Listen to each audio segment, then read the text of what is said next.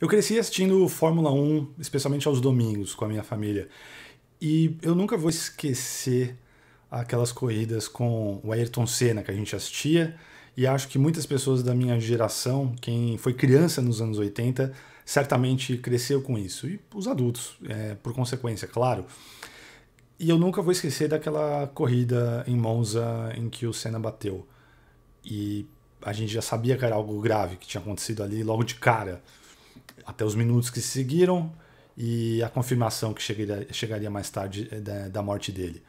E mais do que aquilo, que me marcou muito foi o funeral, o enterro do Senna. Eu estava na escola e a gente ganhou, de repente, assim, no meio da aula, foram todos dispensados e tinham TVs no pátio para as crianças, para todo mundo poder acompanhar aquele funeral, que no meu tempo de vida, eu sei que anteriormente acho que teve funerais mais maiores, mais impactantes do que o do Senna, mas no meu tempo de vida, acho que quem nasceu nos anos 80 e foi criança nos anos 80, provavelmente é o funeral mais impactante da história do Brasil até hoje, no momento que eu estou fazendo esse vídeo.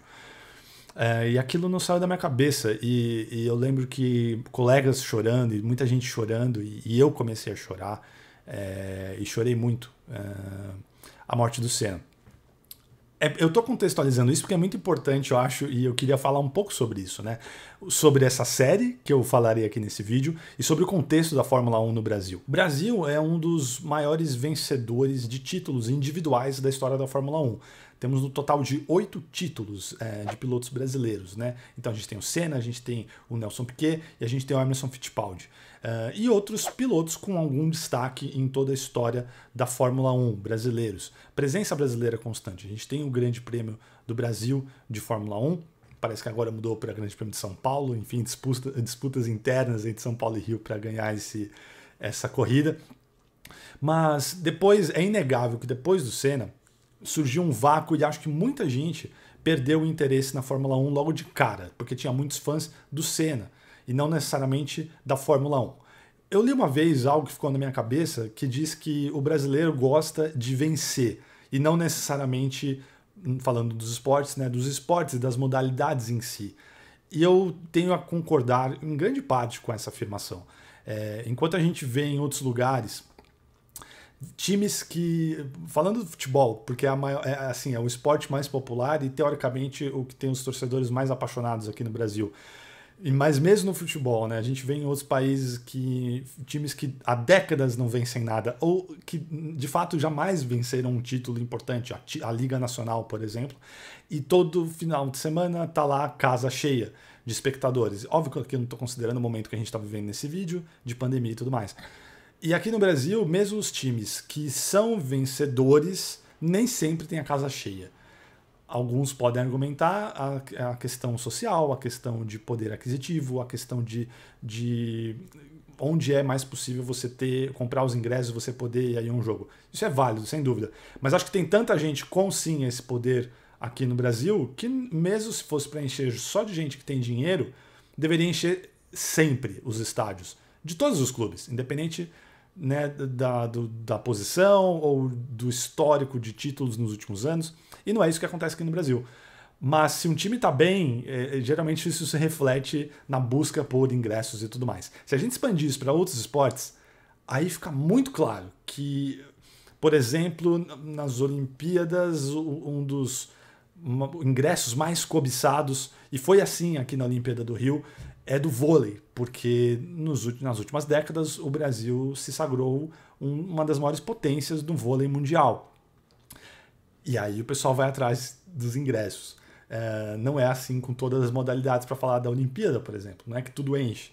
Então, sem dúvida nenhuma, eu não sei como é em outros países, eu imagino que tem outros países que são parecidos com a gente, mas estamos falando daqui, é o país que eu conheço, sou brasileiro, então eu acho que realmente a gente se liga muito à vitória, muito mais do que a paixão pelo esporte em si ou pela competição em si.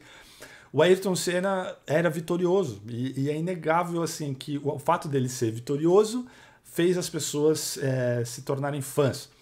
Não basta isso, óbvio que daí você, para se tornar uma figura que nem o Senna foi, tem outras coisas, tem o talento na pista, tem as histórias, e tem uma coisa que também é muito forte aqui no Brasil e comparando com algumas outras culturas não é tão forte, que assim, é o julgamento da pessoa em si. Essa pessoa é legal, essa pessoa é simpática, porque o Nelson Piquet, ele conseguiu 3 títulos também, mas quem já viu uma entrevista do Nelson Piquet sabe a figura que é, e fica muito fácil entender, porque o Senna sempre foi muito mais popular do que ele. Não tinha nada a ver com estar dentro da pista. Tem pessoas, inclusive, que argumentam que o Piquet foi melhor. Mas é difícil você encontrar fãs do Piquet. E basta ouvir o Piquet falar para entender o porquê. Então, o Senna juntava tudo isso, né? Faz muito tempo que eu parei de acompanhar a Fórmula 1. Não acompanho faz tempo, como eu disse, continuei acompanhando. Tenho uma família apaixonada por automobilismo e aquilo continuou sendo uma presença, mesmo depois da morte do Senna.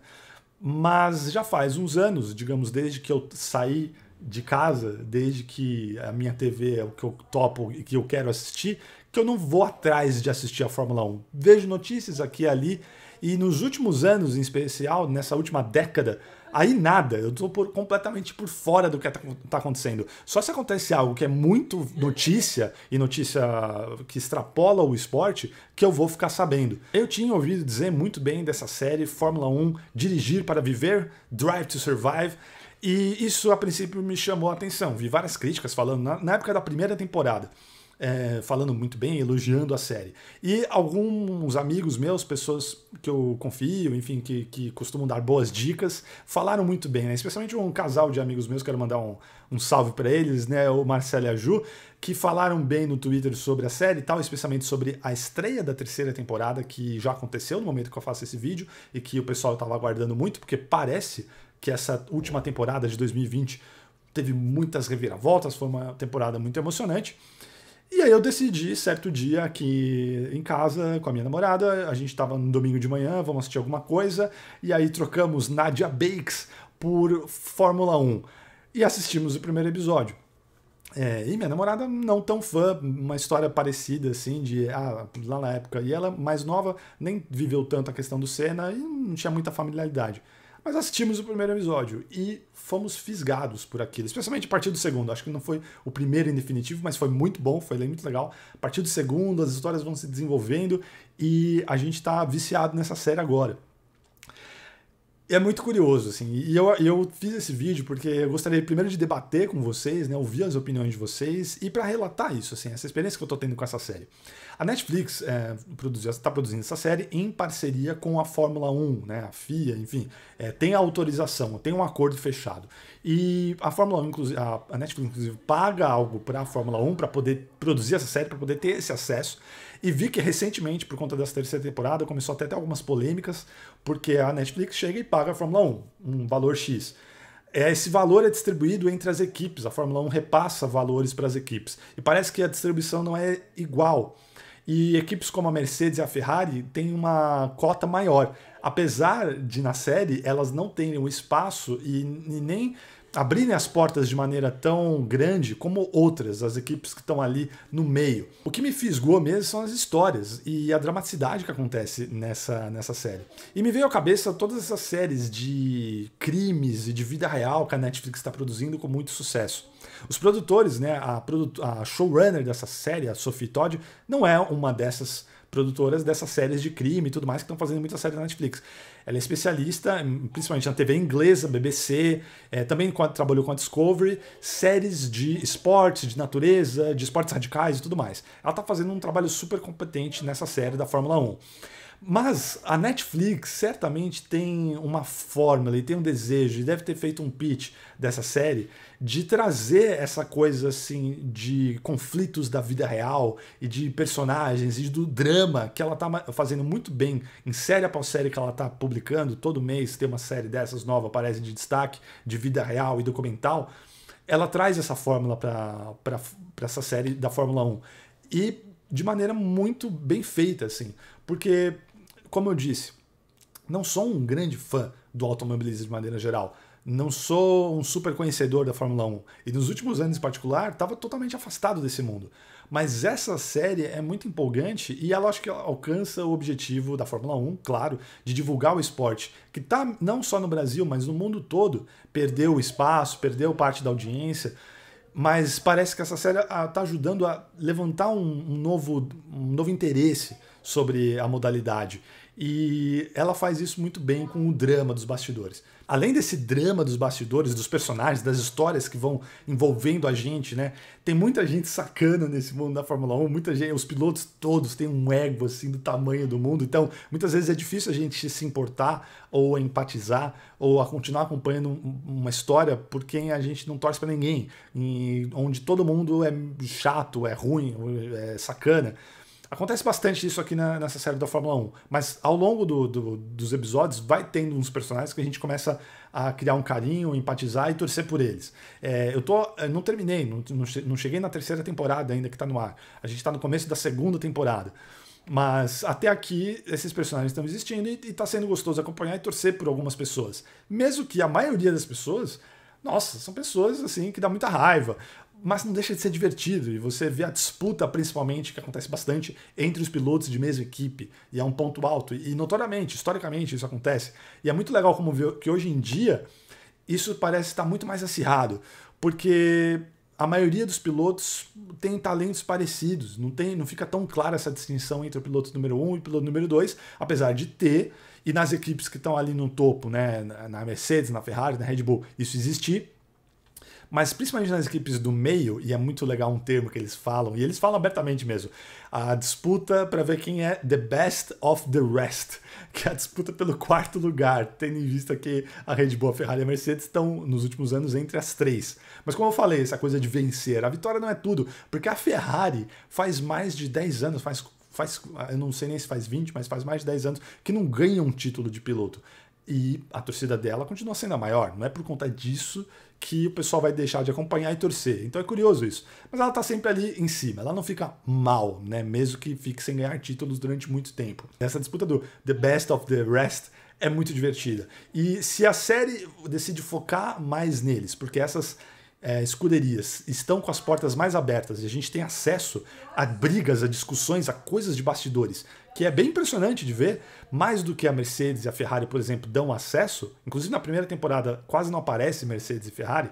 A Red Bull aparece, mas a Red Bull é uma empresa que tem muito conhecimento e know-how de como é bom essa exposição, então acho que por isso que eles entendem que é bom abrir as portas. A Mercedes e a Ferrari começam a aparecer na segunda temporada, no primeiro episódio isso já acontece. Eu acho que daí eles viram o sucesso da primeira temporada e talvez tenham falado, tudo bem, vai, a gente vai participar um pouco. Mas me parece que depois, ainda não assisti, mas eles ainda não continuam dando o mesmo acesso que as outras ali do bolão do meio dão. Mas faz sentido. Eu acho que primeiro que é bom para eles, para essas escuderias que estão ali no miolo e para baixo. E segundo que faz sentido para a emoção da série. Porque mesmo dentro de uma corrida, e todo mundo que já assistiu alguma corrida de Fórmula 1, não precisa ser muito conhecedor, sabe que as disputas mais legais geralmente não são no topo, né, em primeiro, segundo, terceira posição. Embora quando isso aconteça, seja incrível, é muito legal. Mas numa corrida normal, né, num dia normal na Fórmula 1, as maiores disputas de posição estão no meio do grid. É para ver quem vai pontuar, quem vai ficar do 10º até a quarta posição.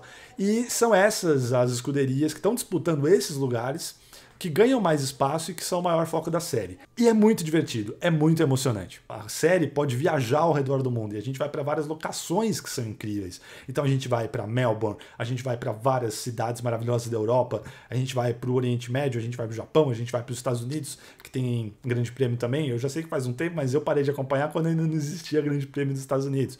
Então tem lá a etapa dos Estados Unidos. Então é visualmente muito interessante, as corridas, os carros. Então a gente tem uma série que, fora todo esse drama que fisga a gente para continuar assistindo, tem esse apelo visual, é muito bonito. E eu sei que é triste, aperta o coração, tem momentos de muita tensão, histórias tristes que eles contam do passado, inclusive o Senna aparece também. Mas os acidentes, é inegável que quando tem porrada, quando tem disputa e briga e roda batendo com roda, carros voando e os acidentes quando são espetaculares, que visualmente é um espetáculo muito bonito, não tem como negar isso.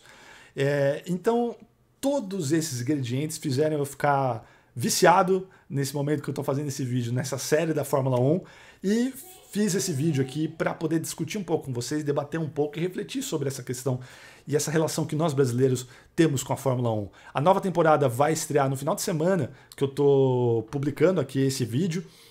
Nessa mesma semana aqui vai estrear a nova temporada. Depois de 41 anos, a Globo não renovou o contrato e volta depois de 41 anos a Band, a transmissão da Fórmula 1. A Band pegou vários dos profissionais que acabaram perdendo emprego por conta dessa não renovação da Fórmula 1 com a Globo, que já vinha largando mão, né? Estava mais focada na Sport TV, a transmissão. A Band retoma isso, com alguns profissionais, inclusive, muito bacanas, fiquei feliz que eles trouxeram. Mas vamos ver, vocês vão acompanhar essa temporada da Fórmula 1. Curioso também que, como eu falei, né, tô assistindo a série com a minha namorada, ela não é tão fã, mas ela falou que ela tá empolgada para ver o que vai acontecer nessa temporada.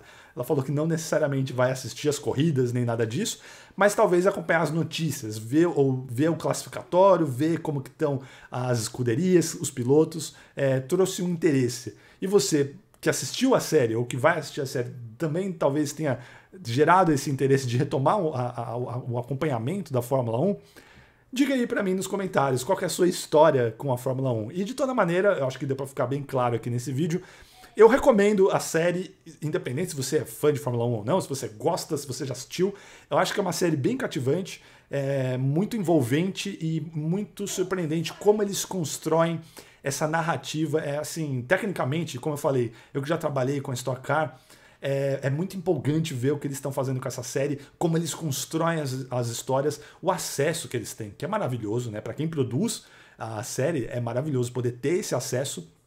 E um último destaque são as entrevistas coletivas, que eu fiquei assim, eu não tinha esse conhecimento das coletivas de imprensa. Eu queria tanto que no futebol as coletivas de imprensa fossem tão na lata e reais como as coletivas de imprensa da Fórmula 1 são. Eu fiquei chocado com as perguntas que os jornalistas fazem, que pegam pesado, vão na ferida mesmo, e as respostas. E muitas vezes tem um cara falando mal do outro que está do lado dele na mesa de coletiva. É sensacional, é um dos pontos altos das temporadas até aqui para mim. É isso, pessoal. Se você não é inscrito no canal ainda, por favor, considere se inscrever. Se você curtiu o vídeo, deixe um joinha. Se não curtiu, pode deixar para baixo também. Mas tenta deixar aí os seus comentários, trazendo argumentos para eu poder melhorar aqui o canal. E a gente se vê no próximo vídeo. Um grande abraço e até mais.